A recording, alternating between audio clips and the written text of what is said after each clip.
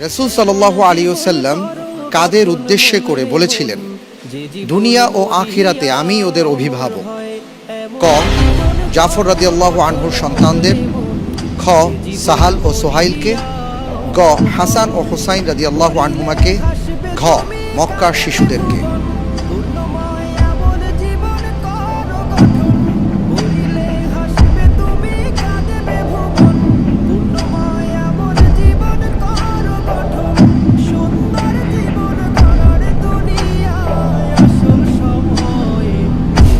আলহামদুলিল্লাহ, আমি বেছে নিচ্ছি ক. জাফর রাদিয়াল্লাহু আনহু এর সন্তানদেরকে। লক করে দেব ইনশাআল্লাহ। ফ্রিজ করে দেয়া হোক। ক. জাফর রাদিয়াল্লাহু আনহুর সন্তানদের।